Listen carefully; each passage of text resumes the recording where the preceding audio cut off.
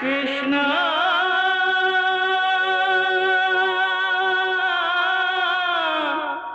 कृष्णा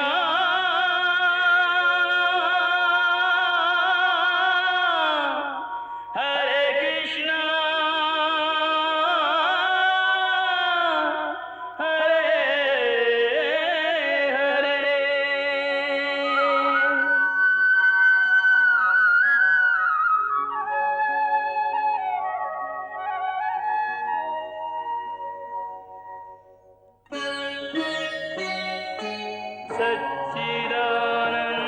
सच्चिदानन्दरूपाय विश्वोत्पत्त्यादिहेतवे तापत्रयविनाशाय श्रीकृष्णाय वयं नुमः।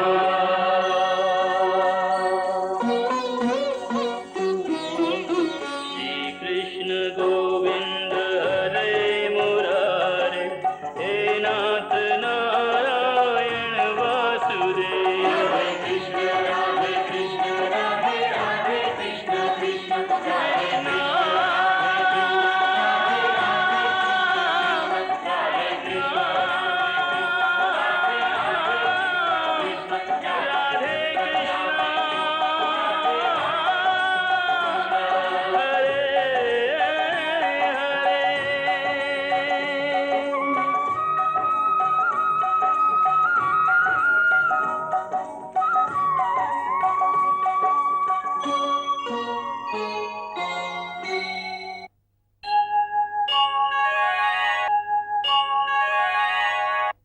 इस युद्ध को जीतकर आपने असत्य, अत्याचार, अन्याय और अधर्म का एक महापर्व समाप्त कर दिया है।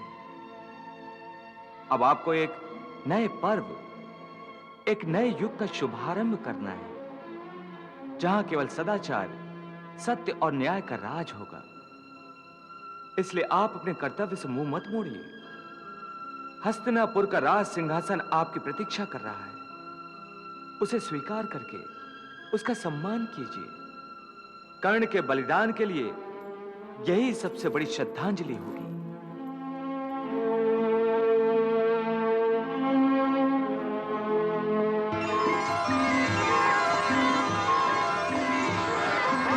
श्री कृष्ण की जय, वासुदेव श्री कृष्ण की जय, महाराज युधिष्ठिर की जय, महाराज युधिष्ठिर की जय, महाराज युधिष्ठिर की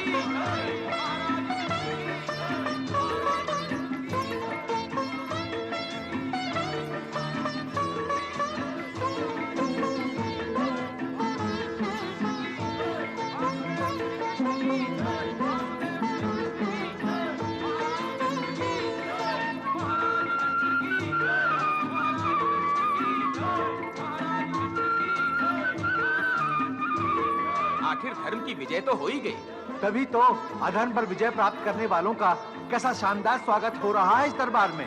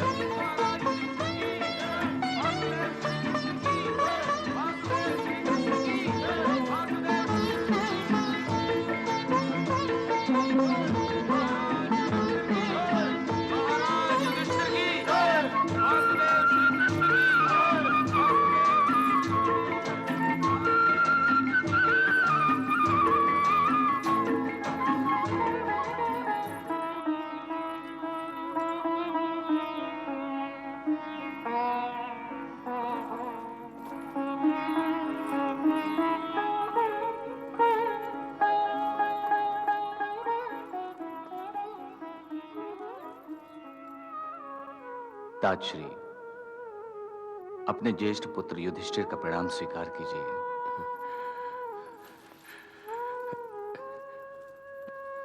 आयुष्मान भव पुत्र,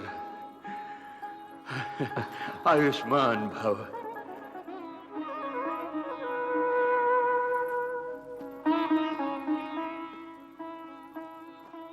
प्रणाम माता गांधारी। कल्याण मस्तु पुत्र। ऋषि धौम्य, हाँ महाराज। मेरे पुत्र युधिष्ठिर का राज्याभिषेक तुरंत ही हो जाना चाहिए। जो आज्ञा महाराज।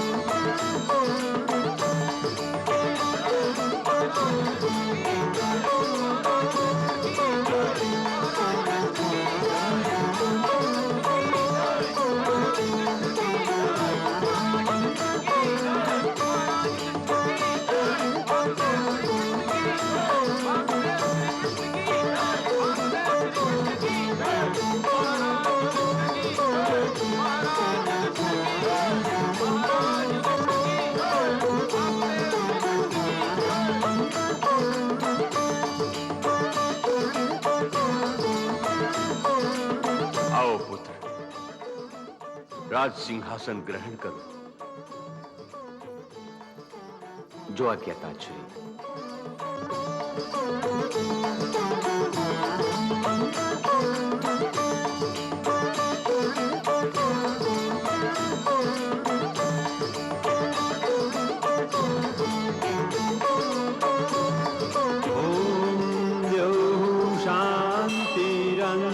अंतरिक्षगुं शांति पृथिवी शांतिरापः शांतिरोषधयः शांतिः वनस्पतयः शांतिर्विश्वे देवाः शांतिर्ब्रह्म शांति सर्वज्ञं शांति शांतिरेव शांति सामा शांतिरेधि। लीजिए, आप अपने ही शुभ हाथों से इस राज मुकुट को बड़े भैया के सर पर रख दीजिए।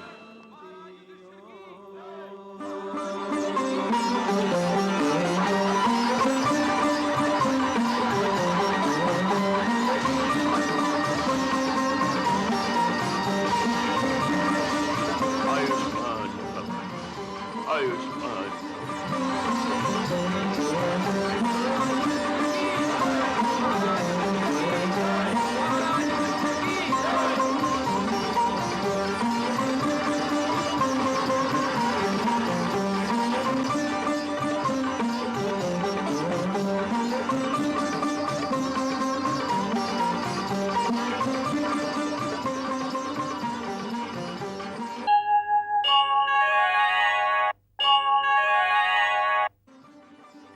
ताजश्री, मैं आप ही की छत्र छाया में रहना चाहता हूं। मुझे आशीर्वाद दीजिए ताजश्री। पुत्र युधिष्ठिर, तुमने मुझे भी जीत लिया है, मुझे भी जीत लिया है। मेरा आशीर्वाद है तुम सदा ही विजयी रहो।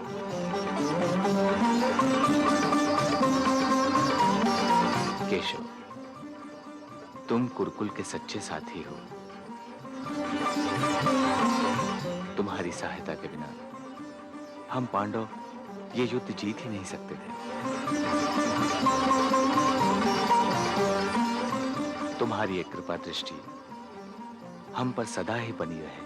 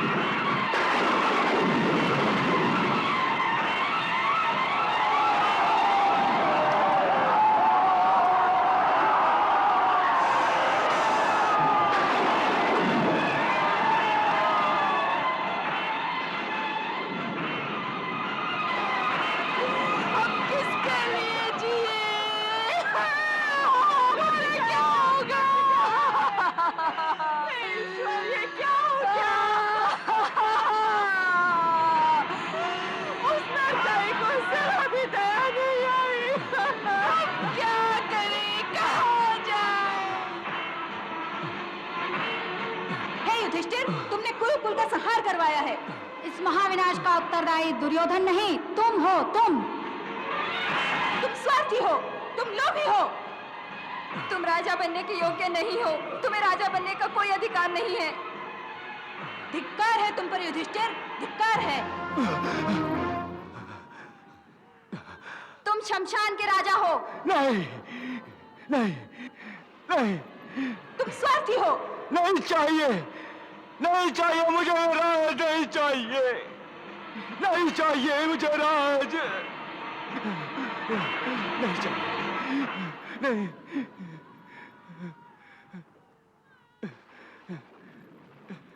नहीं चाहिए।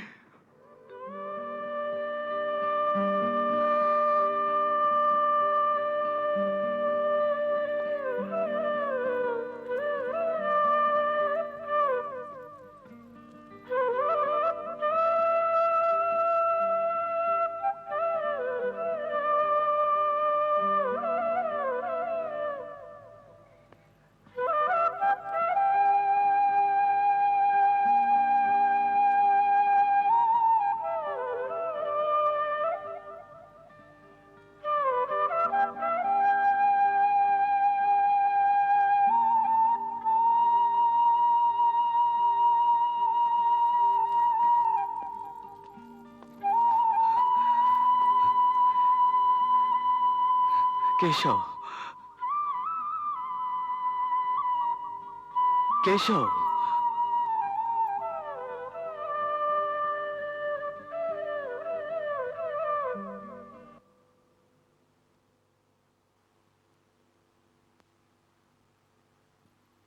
बड़े भैया, इतनी रात गए आप यहां? सब कुशल तो है?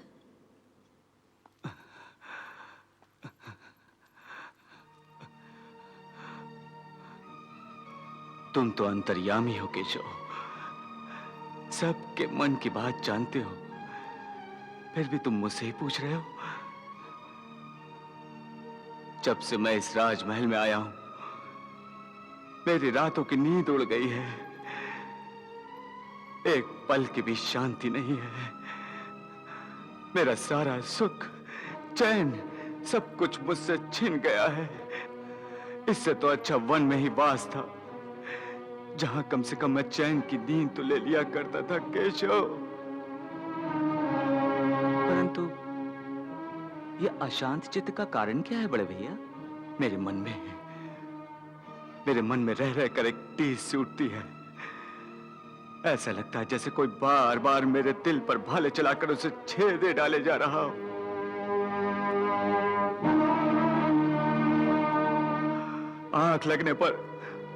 आंख लगने पर मुझे कुरुक्षेत्र पर बिखरी हुई लाशें दिखाई देती हैं। उनके कटे हुए मुंड, उनके कटे हुए अंग दिखाई देते हैं। और फिर अचानक हवा में लहराता हुआ मुंड जोर से चीख पड़ता है केशव।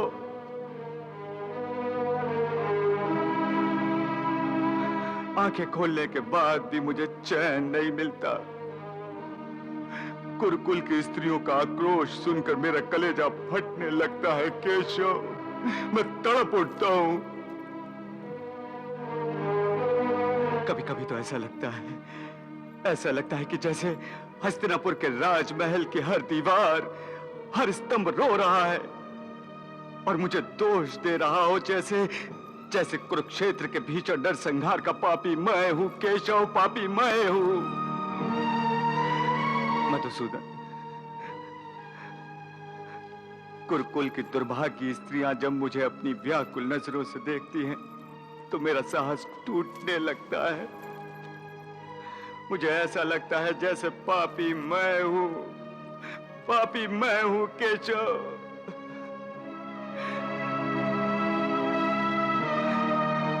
कुरुक्षेत्र के योद्धाओं के खून में डूबे हुए इस राज सिंहासन पर मैं नहीं बैठ सकता।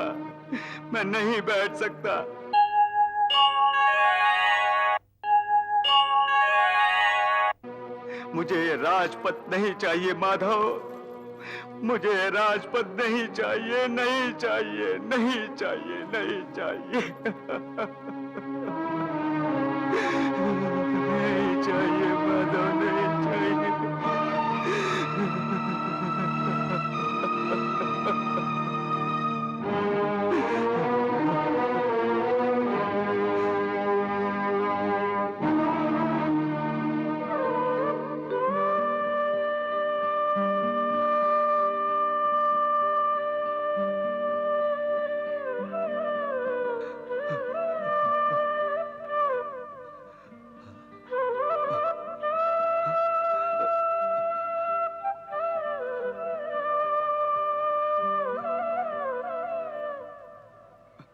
प्रभु, प्रभु मैं बेचैन हूं, अशांत हूं, तड़प रहा हूं, फिर भी आप बांसुरी बजा रहे हैं। आप ये बांसुरी क्यों बजा रहे हैं प्रभु? आप ये बांसुरी क्यों बजा रहे हैं?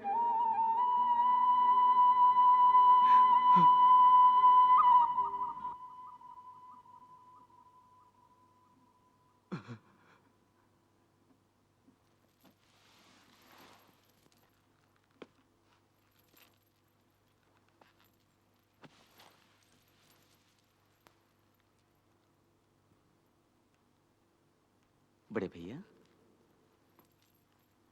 मैं ये बांसुरी अपने लिए नहीं, पितामह भीष्म के लिए बजा रहा था। पितामह, पितामह के लिए? हाँ बड़े भैया, आपकी जितनी व्याकुलता और बेचैनी है, शरशैया पर लेटे हुए पितामह की पीड़ा, व्यथा और व्याकुलता आपसे कहीं अधिक है, परंतु वो उसे चुपचाप सहन किए जा रहे हैं। मैं उन्हीं को सुख की चंद सांसें प्रदान करने के लिए ये बांसुरी बजा रहा था। इतनी पीड़ा, इतनी वेदना में पड़े हुए हैं वो। हाँ बड़े भैया, पितामह अपनी मृत्यु का स्वागत करने की तैयारी कर रहे हैं। बड़े भैया, पितामह ने उत्तरायण की प्रतीक्षा में अपनी मृत्यु को रोक रखा है। वो उसी समय के आरंभ की प्रतीक्षा कर रहे हैं। उनकी इस कठिन प्रतीक्षा को आसान बनाने में मेरी मुरली की यह धुन उनकी सहायता करती है। केशव, राज्याभिषेक के बाद मैंने अपने पितामह का आशीर्वाद भी नहीं लिया। कितना स्वार्थी हो गया हूं मैं, जो अपने पितामह को भूल गया। आप उन्हें भूल भी कैसे सकते हैं बड़े भैया? उनकी यादों की सुगंध ही तो हस्तिनापुर के राज सिंहासन को संभालने के लिए आपको सदा प्रेरणा देती रहेगी। और हस्तिनापुर की सुरक्षा के लिए उन्होंने जो प्रतिज्ञा ली थी, उसका भार आप पर आ गया है। यदि आप इस जिम्मेदारी को संभालने में पूरी तरह से लग जाएं, तो आपके मन की व्यथा और बेचैनी दोनों दूर हो जाएंगे। मधुसूदन, तुम ठीक कह रहे हो, बिल्कुल ठीक कह रहे हो। मुझे पितामह से भेंट करके हस्तिनापुर की सुरक्षा के प्रति उनके मन के बोझ को हटा देना चाहिए, ताकि मेरे मन का भी बोझ हल्का हो। माधव, मेरे मन का बोझ हल्का हो।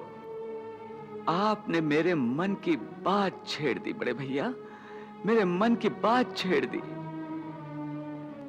बड़े भैया, गंगानंदन भीष्म गुरुओं के भी गुरु हैं।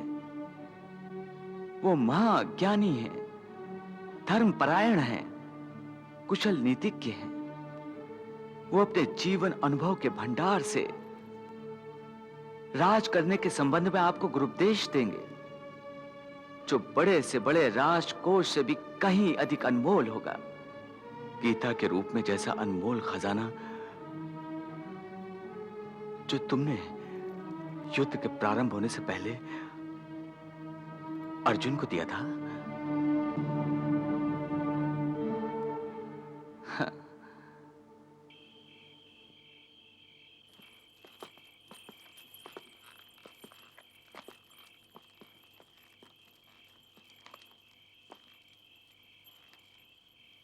हे पितामह,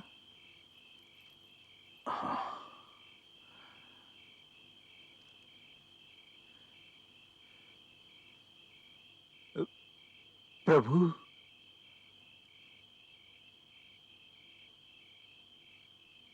प्रणाम पितामह। आयुष्मान भव। हे प्रभु, मैं देख रहा हूं कि धर्म और सत्य को विजय दिलाने के बाद भी ज्येष्ठ पांडव युधिष्ठिर व्यथित दिखाई दे रहे हैं।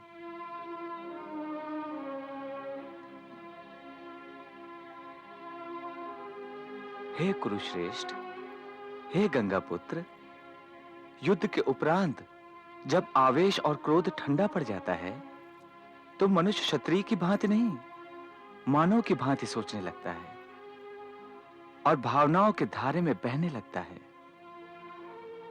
भले मनुष्य तो स्वयं अपने आप को युद्ध का अपराधी समझने लगते हैं, चाहे वो युद्ध धर्म युद्ध ही क्यों ना हो। वो सोचते हैं कि उनके ही कारण यह भीषण नरसंहार हुआ है, अनगिनत योद्धा मारे गए हैं। हे गंगापुत्र, इस समय धर्मराज युधिष्ठिर और पांडव इसी मनोदशा से पीड़ित हैं।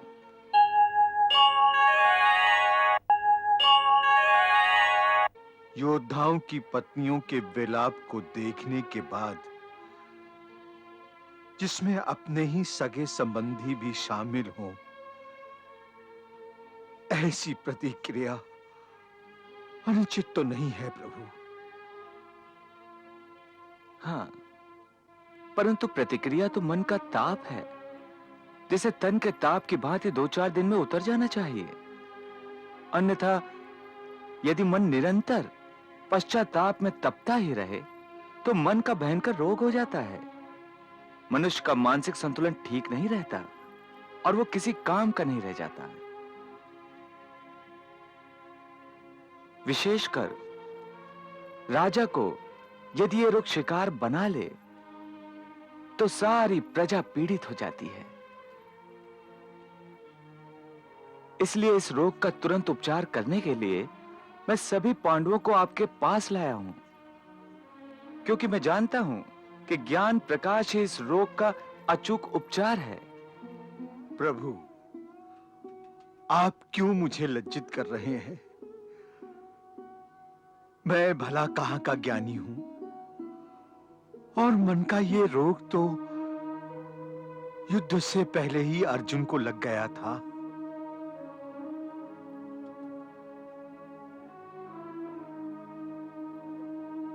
अब ये बात तो सभी जान गए हैं प्रभु कि आपने गीता के रूप में ज्ञान प्रकाश की गंगा बहाकर अर्जुन के मन के अंधकार को नष्ट किया था। फिर आपके सामने और आपके ज्ञान के सामने मैं क्या और मेरा ज्ञान क्या?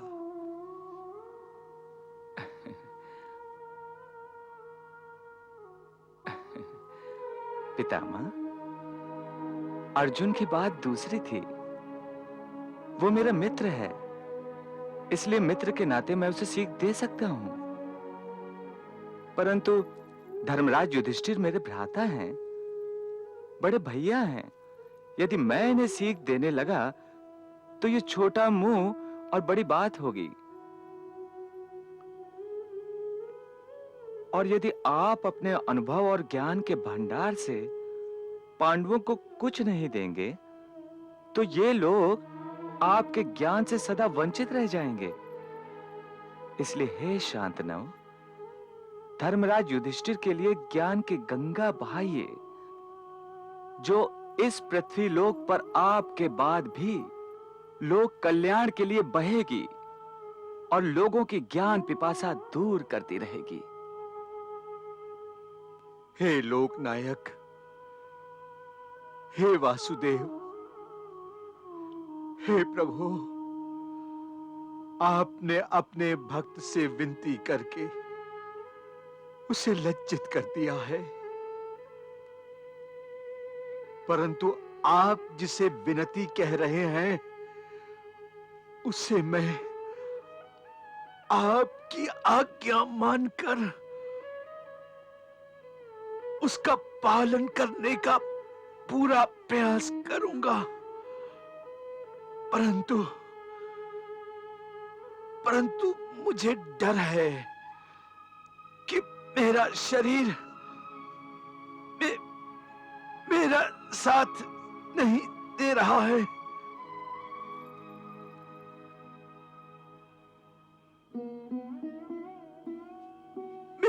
मेरी शक्ति हर पल क्षीण होती जा रही है।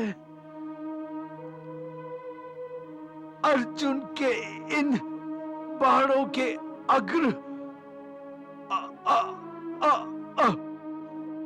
अब मुझे भयंकर पीड़ा देने लगे हैं प्रभु।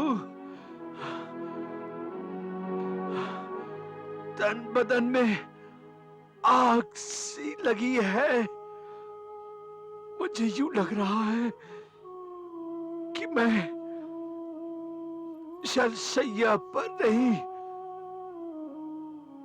चिता के अंगारों पर लेटा हूं। ऐसा लगता है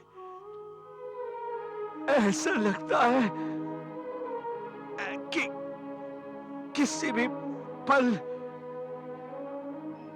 मुझे मूर्छा आ जाएगी। हे गंगानंदन, हे कुरुश्रेष्ठ, मैं आपकी पीड़ा दूर किए देता हूं। जब तक आप अपने धर्मराज और अन्य पांडवों को ज्ञान का अमृत पिलाते रहेंगे, तब तक आपको कोई पीड़ा नहीं सताएगी। तब तक आपकी शक्ति क्षीण नहीं होगी, तब तक आपको मूर्छा नहीं आएगी।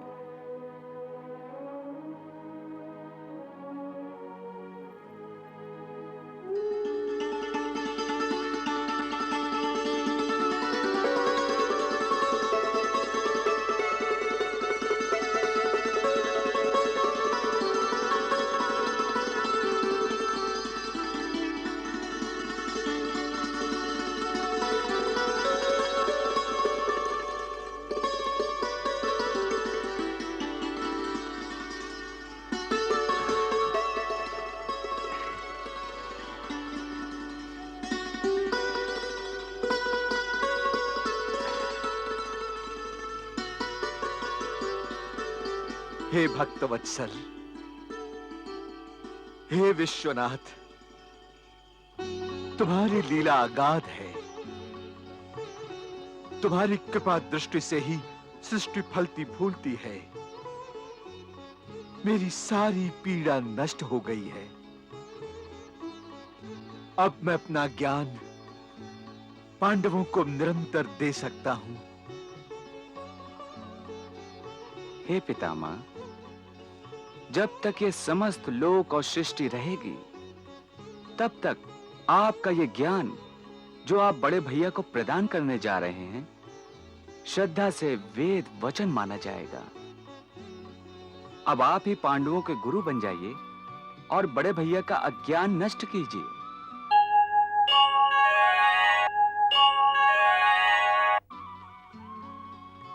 बैठो युधिष्ठिर। जी पितामह।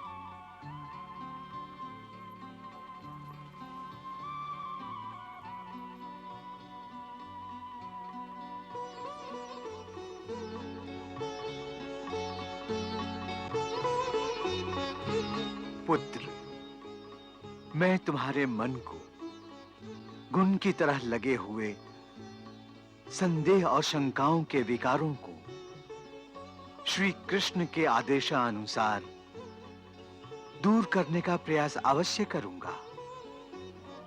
धर्मराज, तुम इतना बड़ा राजभार संभालने जा रहे हो। तुम्हें अपनी प्रजा के लाखों दिलों और दिमागों पर राज करना है। इसलिए तुम्हारे मन और मस्तिष्क को उनसे बढ़कर होना चाहिए। पुत्र, तुम्हारे मन में जो भी संदेह या शंका फांस बनकर चुभ रही है, तुम मुझसे कहो। मैं तुम्हारे मन को उसकी पीड़ा से छुटकारा दिलाने का प्रयास करूंगा। पितामह, युद्ध की हिंसा के परिणाम ने मेरे मन को ऐसे जकड़ रखा है जैसे जैसे वो किसी अजगर की चपेट में आ गया है।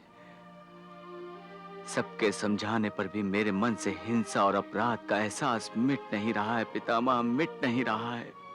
पुत्र, अपने अधिकार के लिए, किसी उचित उद्देश्य के लिए या उचित प्रतिज्ञा की पूर्ति के लिए आवश्यक होने पर अधर्मियों की हत्या करना हिंसा नहीं है। पितामह, इस बात का कोई अच्छा सा उदाहरण देकर समझाइए। पुत्र, इस संबंध में सबसे अच्छा उदाहरण भगवान श्री कृष्ण का है, जो स्वयं तुम्हारे सामने खड़े हैं।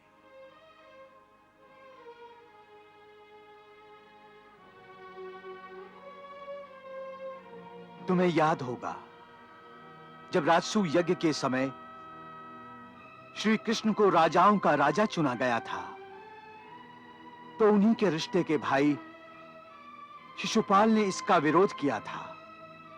इतना ही नहीं, वो अनुचित और असभ्य रूप से गालियां देने लगा। प्रभु श्री कृष्ण ने उसके हर पाप को क्षमा कर दिया। परंतु जब शिशुपाल के 100 पाप पूरे हो गए, उसके पापों का घड़ा भर गया, तो उन्होंने ये नहीं देखा कि शिशुपाल उनका भाई है। उन्होंने उसे दंड देने के लिए अपने सुदर्शन चक्र से काम लिया और उसका वध कर दिया। तुमने मुझे विवश कर दिया शिशुपाल।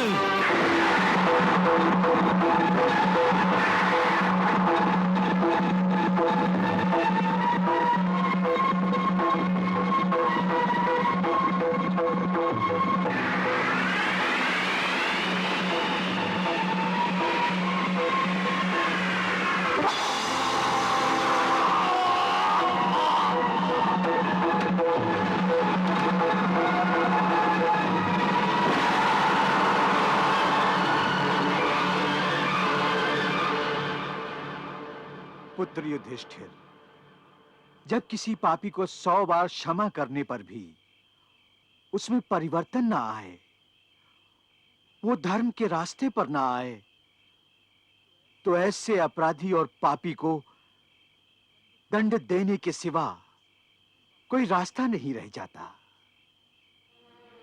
इसलिए पुत्र, तुम दंड को हिंसा समझना छोड़ दो, विशेषकर इसलिए कि अब तुम राजा हो,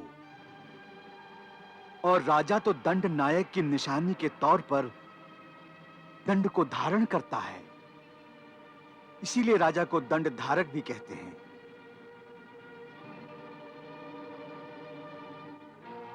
पुत्र, दंड देना राजा का धर्म है।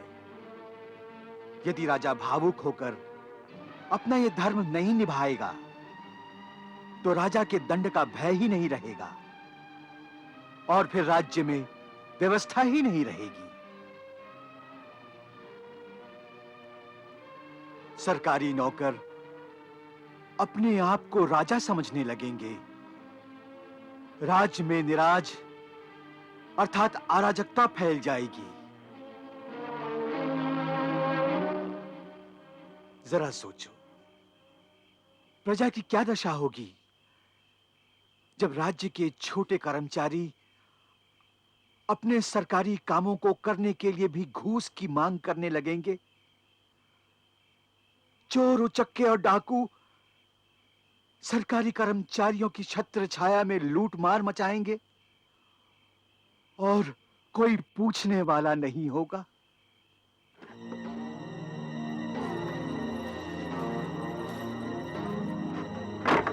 चोर, चोर, चोर चोर चोर चोरी करता, चल।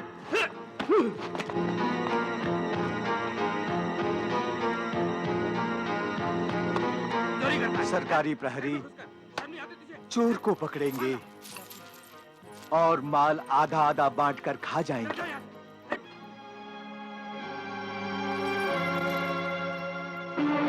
बूढ़े प्राणियों को जिनका कोई नहीं होगा निस्सहाय समझकर गुंडे उन्हीं के घरों से निकाल बाहर फेंक देंगे।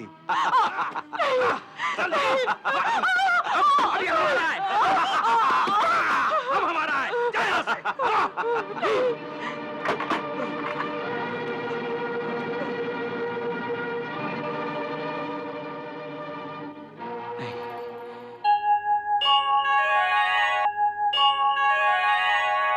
हर प्रकार का पाप निर्भय होकर किया जाएगा। नारी की लाज तक सुरक्षित नहीं होगी। उन्हें सभाओं में निर्वस्त्र किया जाएगा।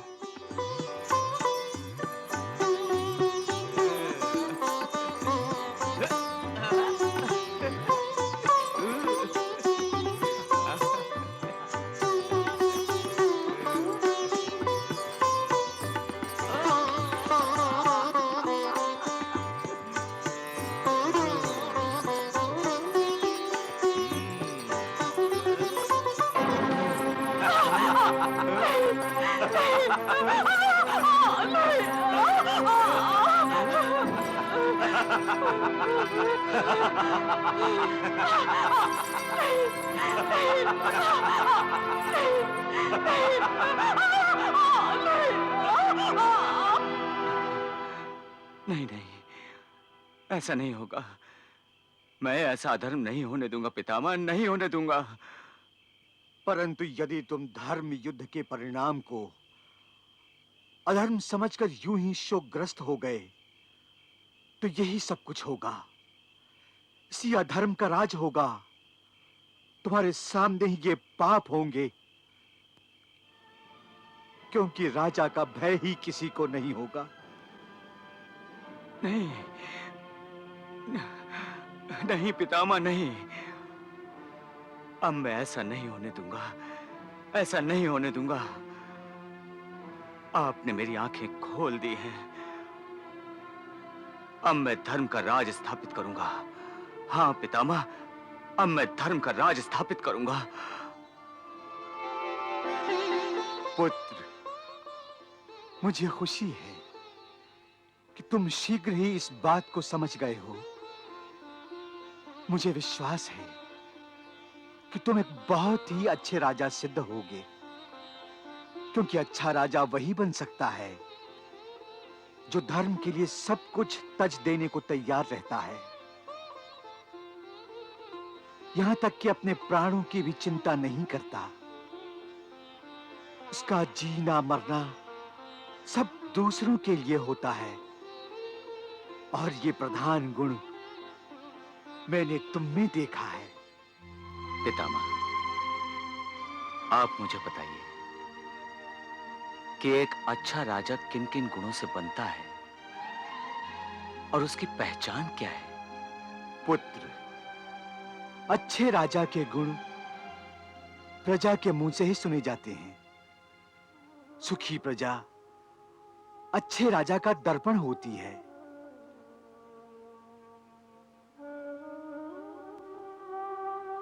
प्रजा का सुखी अच्छे राजा की पहचान की कसौटी होता है। धर्म सुख का मूल होता है। जहां धर्म नहीं होगा वहां सुख भी नहीं होगा। पुत्र, एक आदर्श राजा को द्वारिकाधीश कृष्ण की भांति सांसारिक और आध्यात्मिक दोनों कसौटियों पर खरा साबित होना पड़ता है।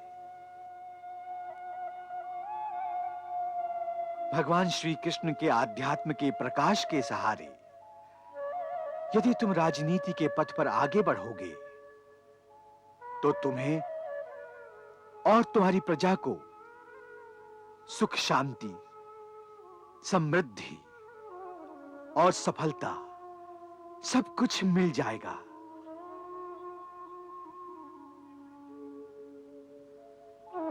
पुत्र, श्री कृष्ण एक आदर्श मनुष्य और एक आदर्श राजा हैं। क्या तुम्हें याद नहीं कि राजा होते हुए भी अपने एक दरिद्र मित्र सुदामा से भेंट करने के लिए उसके आगमन का समाचार पाकर वो महल से नंगे पैरों भागे थे। दीनों के बंधु करुणा के सिंधु लेकर नैनों में जल बिंदु, सारे नातों से बढ़ के एक नेह का नाता निभाने चले हैं। भ्रमण करें जो फूलों के रथ पे, चलकर वो पथरीले पथ पे, नंगे पांव जो आया उसको नंगे पांव बुलाने चले हैं।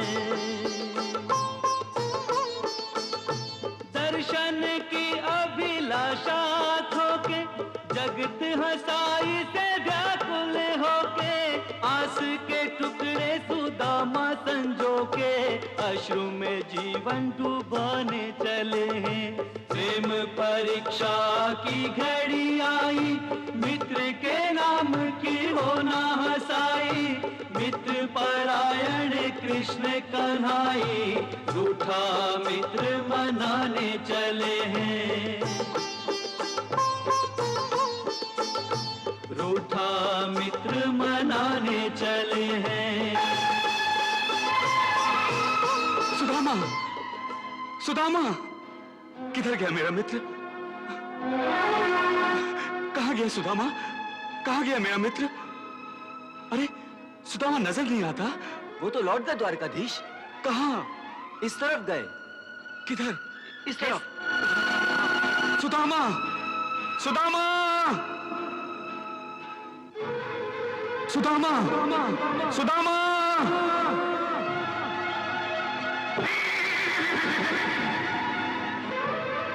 द्वारकाधीश किधर गए? उस तरफ।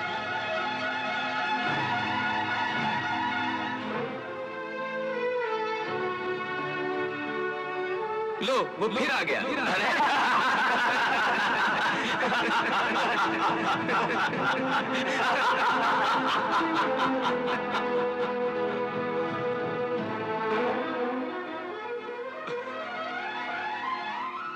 सुदामा, सुदामा, सुदामा।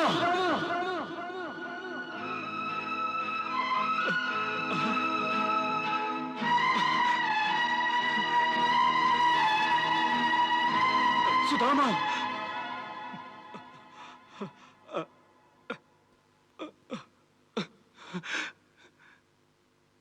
सुदामा।